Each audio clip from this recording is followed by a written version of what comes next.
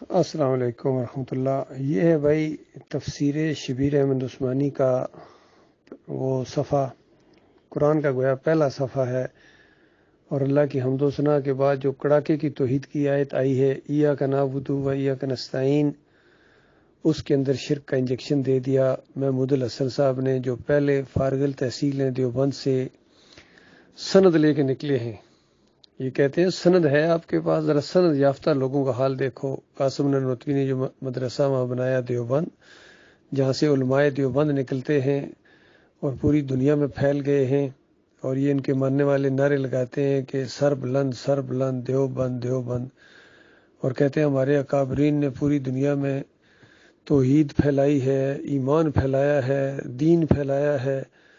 ذرا ان کا کارنامہ دیکھیں۔ جو پہلے شاگرد رشید جنہوں نے تفسیر لکھی ہے 2.5 پارے یا 3 پارے انہوں نے تفسیر کی ہے، اور پھر ان کی موت واقع ہو گئی ہے اسی شرک کے اوپر، اور شبیر احمد عثمانی نے اس کو پایا تکمیل تک پہنچایا ہے اور اسی شرک کو قائم رکھا ہے، اور ایک عرصہ دراز تک یہ سعودی عرب سے یہ بہترین پرنٹنگ کے ساتھ یہ تفسیر مفت بانٹی جا رہی ہے، اور پہلے صفحے پر لکھا ہوا تھا کہ شاہ فہد کی طرف سے امت مسلمہ کو تحفہ۔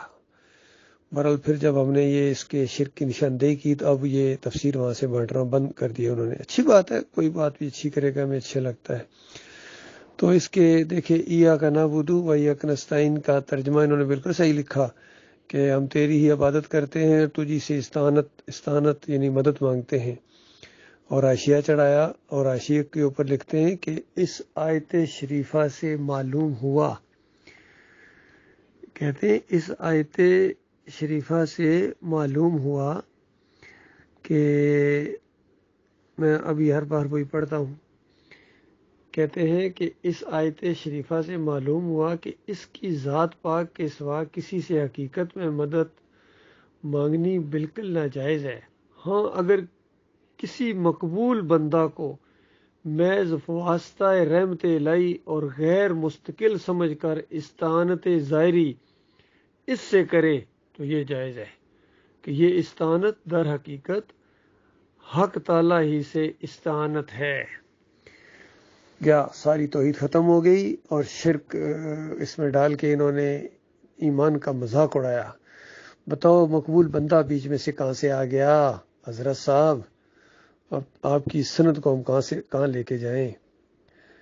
کہ دعا اللہ کی سکھائی ہوئی ہے سورہ فاتحہ کہ میرے بندوں میرے سامنے جب کھڑے ہو تو اس طرح مجھ سے دعا مانگو، اور ہم جب دعا مانگتے ہیں تو ہمارے ذہن میں یہی ہوتا ہے ایاکا تجھ سے، یا اللہ کا یعنی تجھ سے ہم تیری عبادت کرتے ہیں، تجھ سے مدد مانگتے ہیں، اور اس میں دونوں زمانے ہیں، مانگتے رہیں گے، تیری عبادت کرتے ہیں، کرتے رہیں گے، اور تجھ سے مدد مانگتے ہیں اور تجھ سے مانگتے رہیں گے، یہ بھی اس کے اندر ہے۔ یعنی تو مقبول بندے کو پکارنا، اللہ کو پکارنا کیسے ہو گیا؟ مقبول بندہ یعنی نبی علیہ السلام، یعنی یا رسول مدد کی بندہ پکار لگاتا ہے، یا علی مدد پکار لگاتا ہے، تو گویا یہ اللہ ہی کو پکارنا ہے۔ بتائیے پیچھے کیا رہ گیا؟ اللہ کے بندوں صدیوں سے نمازیں پڑھوا رہے ہو، تہجد گزارو، تبلیغی جماعت اسی کے اوپر قائم ہوئی ہے، انہی کی ایک شاخ ہے، اور دوسرے سارے دیوبند کے جتنے علماء ہیں، یہ آج فضل الرحمان ہو یا نیچے اشرف علی تھانوی، گنگوئی اور رشید احمد، اور کتنے گزرے ہیں ان کے عقائد علماء دیوبند اٹھائیں، جہاں اور شرک ہے وہاں سے یہ دیکھیے شرک ان کی عقیدے کے اندر موجود ہے۔ اور جب سے اس کی نشاندہی کی تھی ڈاکٹر مسعود الدین عثمانی رحمۃ اللہ علیہ نے، تو ری ایکشن میں آ کے، ضد میں آ کے ڈاکٹر اسرار اس کو اپنا شیخ کہتے تھے کہ یہ جو محمود الحسن ہے کہتے ہیں میرے شیخ ہیں، اس طرح شرک کے جو انجیکشن دینے والے تھے۔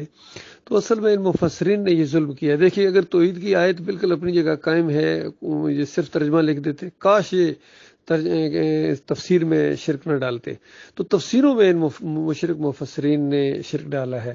جس طرح ابن کثیر کی تفسیر میں کتنی شرکیہ باتیں ہیں، اسی طریقے سے یہ جو دعوت القرآن لکھی ہے محمد حنیف نے کراچی رفاہم والوں نے، انہوں نے پہلی جلد کے اندر تو بالکل صحیح، لیکن دوسری جلد میں پھر شرک ڈال دیا سورہ یوسف کی وہ تفسیر کرتے ہوئے، اور کہتے ہیں کہ یوسف علیہ السلام کو سجدہ یہ اللہ ہی کو سجدہ تھا۔ بتائیے، کبھی کہتے ہیں یہ اللہ کا حکم تھا، کبھی کہتے ہیں یہ سجدہ تعظیمی تھا، کبھی کہتے ہیں کہ یہ اللہ کی رضا اس میں شامل تھی.